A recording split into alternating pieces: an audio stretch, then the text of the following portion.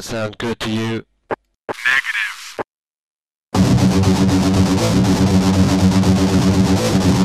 What about that? Roger that. Okay, let's go. Let's go.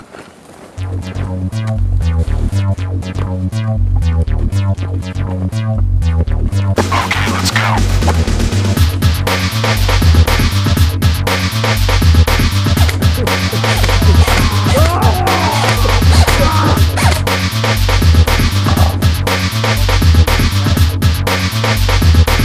Okay, let's go.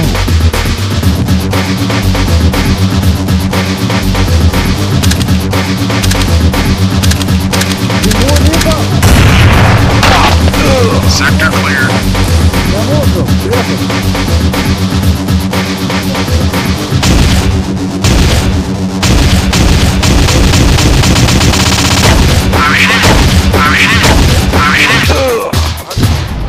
Branduoliškių apylinkės miškuose tarp Gelgaudiškių ir Voniškių Šakių straikbolo klubas Raven Team suorganizavo Airsoftų žaidimą, pasikvietė bendraminčių iš Kauno ir Vilniaus. Tos dienos karinėme žaidime dalyvavo 46 žmonės iš 6 klubų – Raven Team, Šakiai, Bad Company, Navy Sales, Šernai, Kaunas, Vanagas, komandos Vilnius. Visi dalyviai buvo padalinti į 2 komandas. Žaidimui sukūrė legendą – išlaisvinti pagrobtą snaiperį.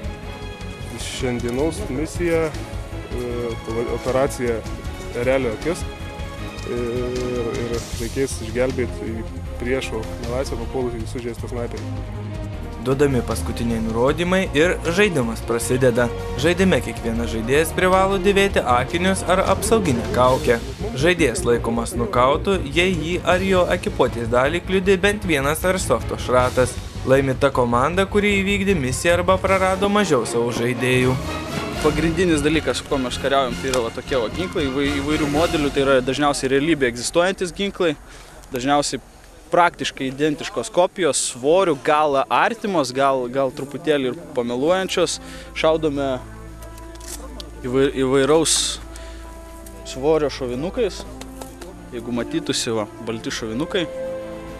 Varijuoja taip pat nuo 0,2 iki 0, pats didžiausias turbūt būtų 0,45 gramo. Yra 0,2, 0,25, 0,23 ir taip varijuoja. Čia priklausomai nuo ginklo. Airsoft dar žinomas kaip Strikeball, sportinis karinis žaidimas, simuliatorius arba tiesiog aktyvus laisvalaikio leidimo būdas, hobis. Jam naudojamos beveik identiškos tikriems ginklams elektropneumatinės kopijos, šaudančios plastikiniais rutuliukais. Būtina šio žaidimo atribucija yra ir spec ekipuoti bei kitos priemonės. Šį žaidimą žaidžiantys pavieniai asmenys ar komandos dažniausiai imituoja tam tikrų jėgos struktūrų veiksmus, ginkluotę, aprangą bei taktiką. Toks laisvalaikio praleidimas aktyvus. Bet jis yra ne vien tik tai, kad, tarkim, pabėgiot pasišaudyti, bet Airsoftų toks vienas iš tų tokių principų pagrindinių yra atkūrinėti kažkokią tą kariuomenės rūšį.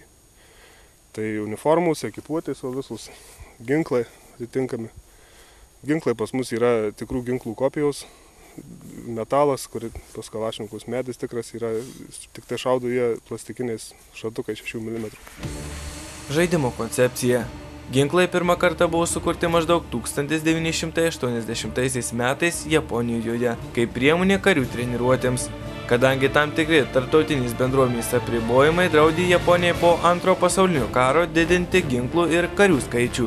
Airsoftas arba lietuviškai šratasvydis Šakiuose pirmosius žingsnius žengė beveik prieš metus. Atsirado ir neoficialus Šakių straikbolo klubas Raven Team, vienijantis per 14 šio sporto entuziastų.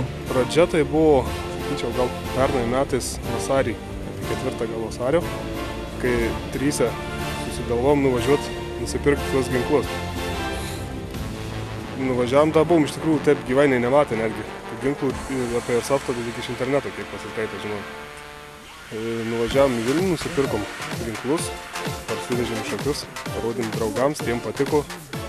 Važiavo dar 10 žmonių nusipirko. Nu ir prasidėjo taip mūsų vietiniai mūšiai, tokie treniruotės galima sakyti. Žaidimas pagrįstas sąžiningumo principu, kadangi skirtingai nuo dažasvydžio Airsofto šratukai nepalieka žymių pataikymo momentų. Priklausomai nuo ginklų galios ir atstumo žaidėjas pajunta arba paprasčiausiai išgirsta pataikymą ir turi sąžiningai pasitraukti į iš anksto sutartą vietą nustatytam laikui, po kurio vėl atgyja ir grįžta į žaidimą.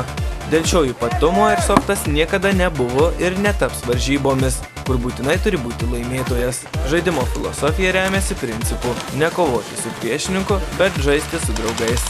Šiaip labai draugiškai viskas vyksta, nebūna nikokių faktiškai incidentų, muštynių arba ten dar kažkokių nemalonių situacijų. Būna kartais ginčiajama pataikė, nepataikė. Prieš 2 metus išbandęs streikbolą Slabo atvirauja.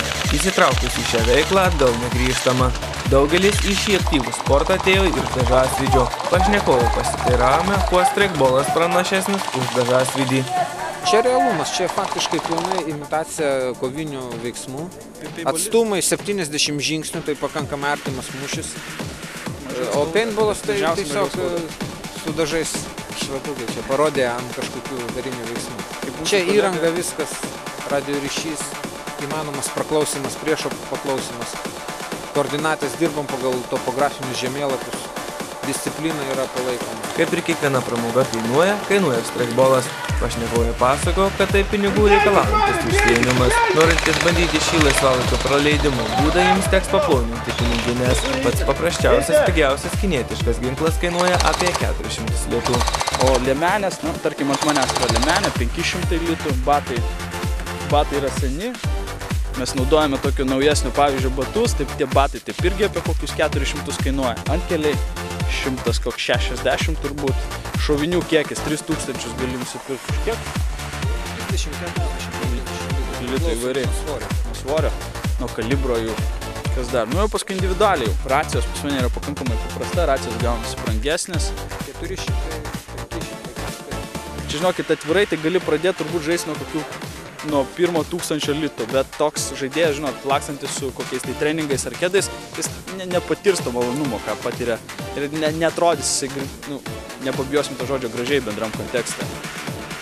O jeigu taip tikrai taip ateit pilnavertiškai, tai turbūt pirmą reiktų pasinuomoti ginklą, paskui įsigyt, neįtin taupant. Aišku, yra ir pigesnių variantų pakankamai gerų, galima būtų už kokius 500 nusipirkti, gal ir 9 kokį.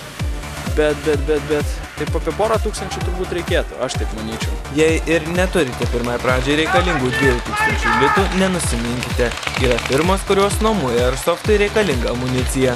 Nuomos kainas vyruoja apie 70 litų, už kurias gausite ginklą su 3 dėtuvėmis, karinę uniformą ir apsauginius akinius. Tiems, kas susidomėjo šiuo aktyviu sporto, 4 metus Airsofto liga sergantis kūno, patarė iš karto nepirkti ginklo, o pasinaudoti nuomos punktais. Aš pirmiausia tai patarčiau išsinuomuoti ginklą, nes pas mus yra forumas, yra Lietuvos Airsofto bendruomenė, mes ją sutrumpintai vadinam LSB, jie turi savo nuostatus, savo taisyklės, jų reikia laikytis, jeigu nori draugiškai su mumis sugyventi, jų reikia būtinai laikytis. Yra ir forumo taisyklės, naujokai turi ten užsiregistruoti. Ateini į formą, jeigu spėsit užsirašyti, vadinasi airsoftgun.lt. Ten užsiregistruoji, greičiausiai rasi nuorodą į nuomojamus ginklus, išsinuomuosi ginklą, gausi aprangą, pabandysi žaisti. Tada jau pasižiūrėsi, koks tavo ginklas patinka ir kokia žaidimo stilistika. Gal tu nori būti kulkosvaidininku, gal tu nori būti šturmu, ar nori būti ant snaiperių. Pas mus labai daug ateina naujokų, kurie nėra žaidę, iškart bando pirkti snaiperį, paskui tą snaiperį parduoda po kokių poros mėnesių, prasikeikia ir perka tokį šturmo ginklą. Turbūt tiesiausias ir teisingiausias kelias būtų pirma pradėti nuo nuomos. 2-3 žaidimų, paskui pradėti taupyti pinigus, neuždavinėjai kvailų klausimų, kuris ginklas iš pačių pigiausių yra geriausias. Jeigu norite pajusti kovinę dvasią, išbandyti save karinėse situacijose, mėgstate priimti staigius sprendimus, turite gerą orientaciją ir norite didelės dozės adrenalino, išbandykite streikbolą. Šiame žaidime gali žaisti tiek vyrai, tiek moterys. Su tėvų leidimais gali dalyvauti ir nepilnamečiai.